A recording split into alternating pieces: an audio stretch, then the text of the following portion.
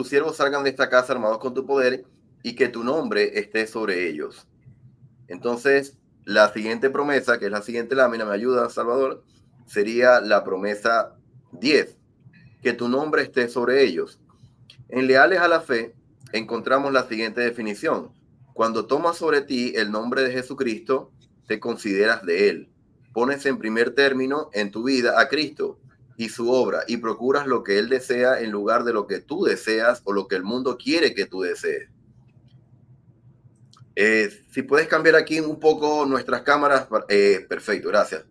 En Mosías 5 hay varios versículos que nos dicen, no hay otro nombre dado por el cual venga la salvación, por tanto, quisiera que tomaseis sobre vosotros el nombre de Cristo, todos vosotros que habéis hecho convenios con Dios de ser obedientes hasta el fin de vuestras vidas. Y sucederá que quien hiciere esto se hallará a la diestra de Dios, porque sabrá el nombre por el cual es llamado, pues será llamado por el nombre de Cristo. Y acontecerá que quien no tome sobre sí el nombre de Cristo tendrá que ser llamado por algún otro nombre. Por tanto, se hallará a la izquierda de Dios. Como tercer elemento de esta promesa hay una cita, me ayudas con la siguiente lámina, del elder Begnar, en donde nos dijo en un mensaje en abril de 2009, honorablemente retener un nombre y una posición, el proceso de tomar sobre nosotros el nombre de Jesucristo que comienza en las aguas bautismales continúa y se amplía en la casa del Señor. Al estar en las aguas del bautismo, tornamos nuestra vista hacia el templo. Al tomar la Santa Cena, tornamos nuestra vista hacia el templo. Nos comprometemos a recordarle siempre al Salvador y a guardar sus mandamientos como preparación para participar en las sagradas ordenanzas del templo y recibir las bendiciones más elevadas que podemos recibir mediante el nombre y por la autoridad del Señor Jesucristo.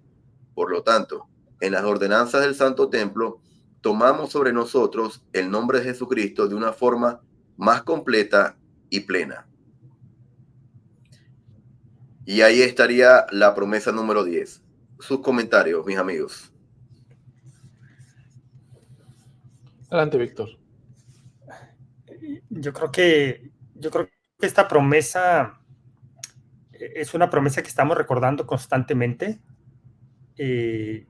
ya que tiene mucho que ver con el bautismo, como ya lo veíamos en la declaración del elder Bednar, y la estamos recordando constantemente durante la Santa Cena, ¿no? Es parte de la promesa. Me parece sumamente relevante esta promesa si la entendemos, si entendemos qué significa tomar el nombre de Jesucristo sobre nosotros. Y aquí creo que lo describe muy bien en Leales a la Fe, en donde dice, pones en primer término en tu vida a Cristo y su obra, y procuras lo que Él desea en lugar de lo que tú deseas o lo que el mundo quiere que tú desees.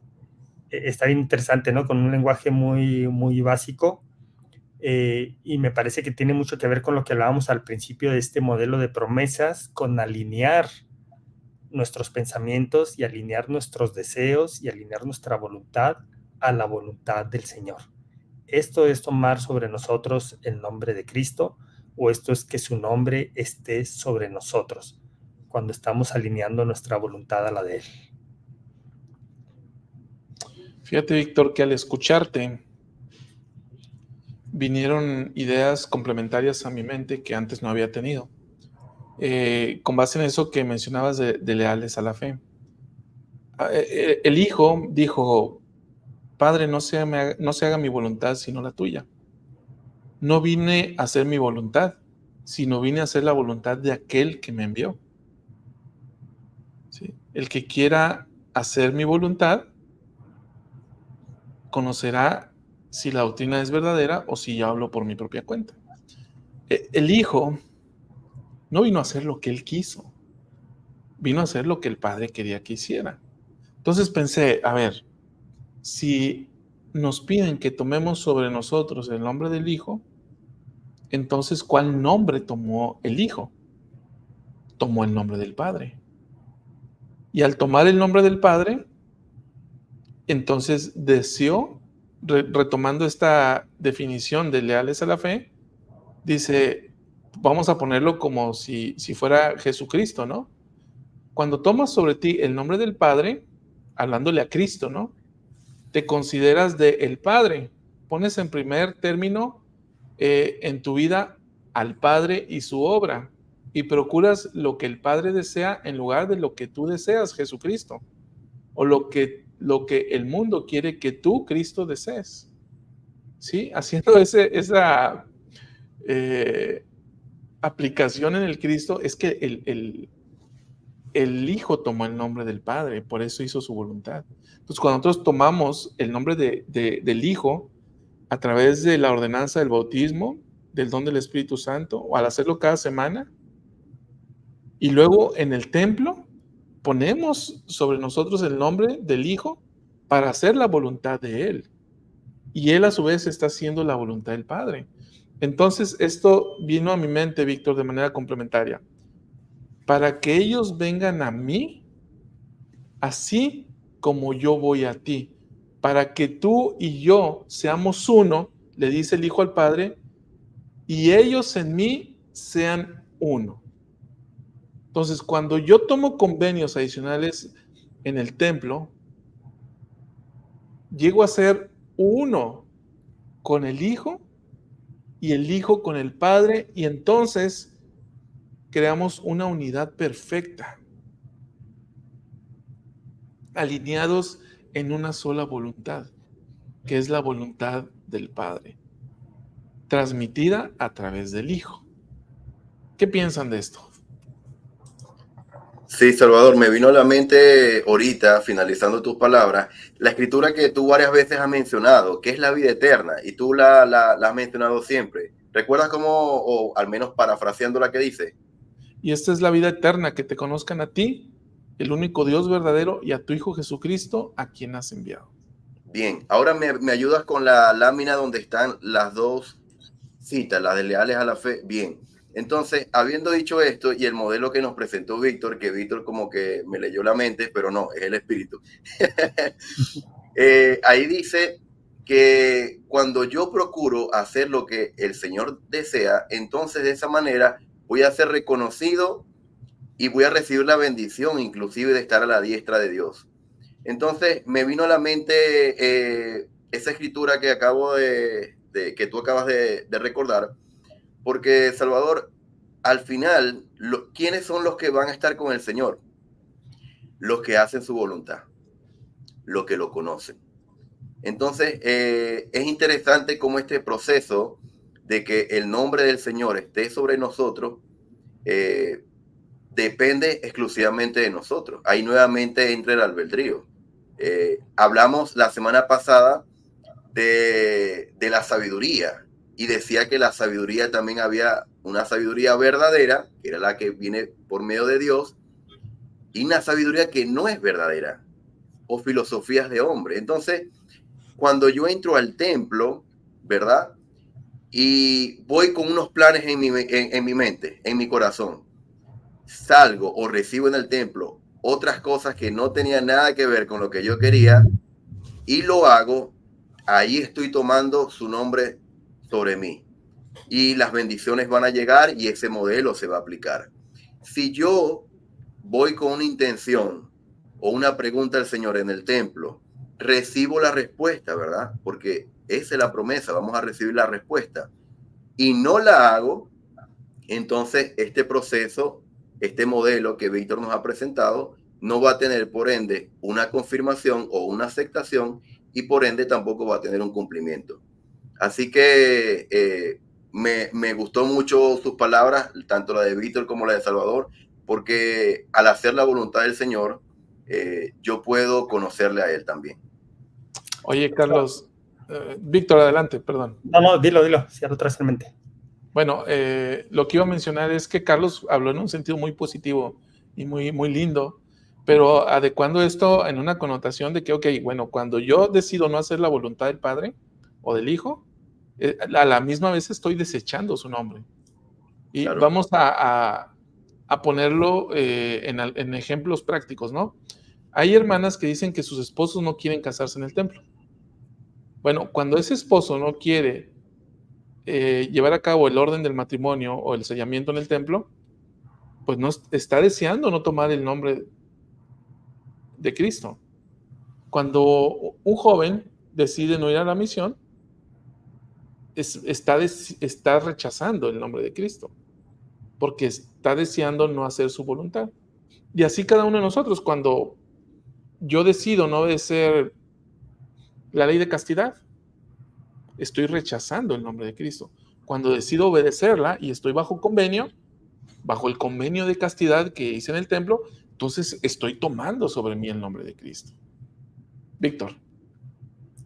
Fíjate que si nosotros escuchamos o leemos tomar sobre nosotros el nombre de Cristo, generalmente lo asociamos con un mandamiento, es decir, es algo que tenemos que hacer, y estoy totalmente de acuerdo.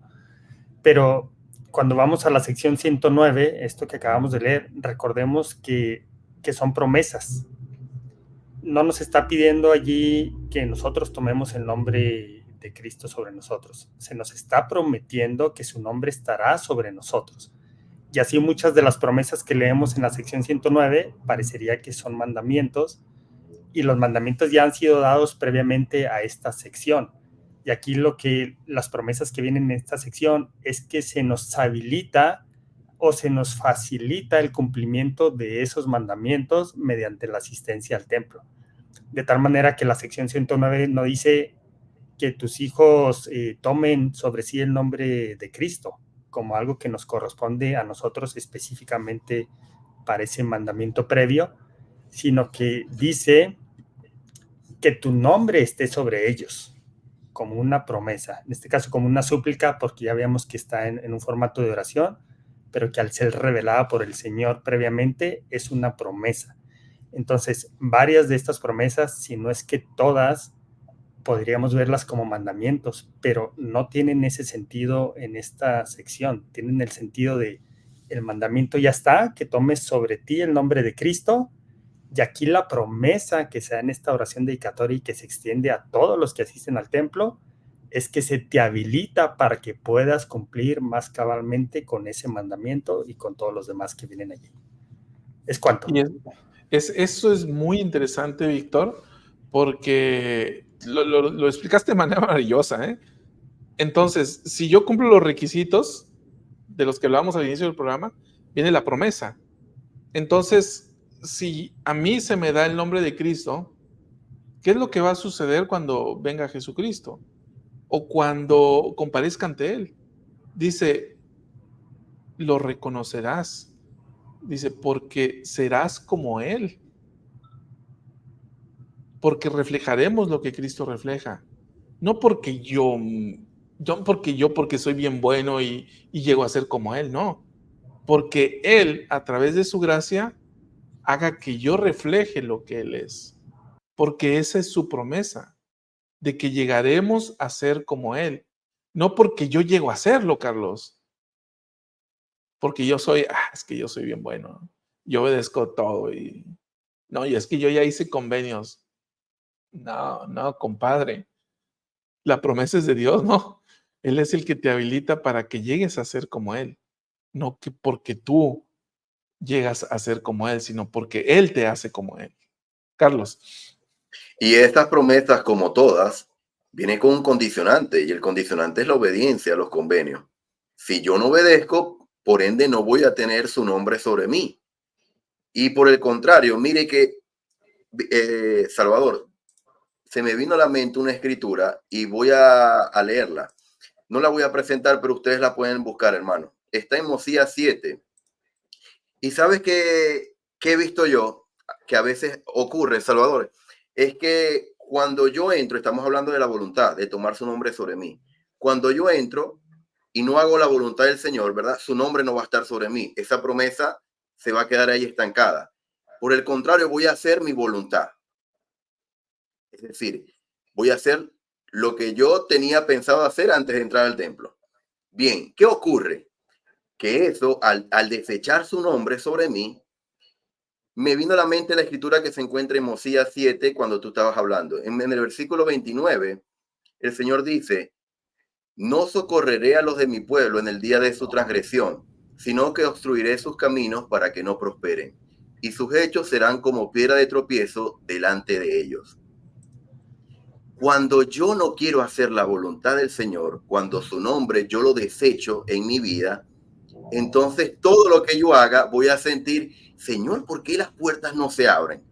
Al contrario, se cierran. Voy a meter currículo, no encuentro trabajo. Estoy buscando esposa, no encuentro ninguna jovencita me mira. Trato de hacer esto, todo sale mal, Señor. ¿Por qué? Y ahí vienen las preguntas. ¿Por qué? ¿Por qué? ¿Por qué? Y ahí hay que hacer un examen de retrospección, ¿verdad? Introspección y decir, ¿estoy haciendo mi voluntad, la de Carlos? ¿O por el contrario, yo deseché la promesa de que tu nombre esté sobre mí y decirle al Señor, mira, yo no quiero hacer tu voluntad?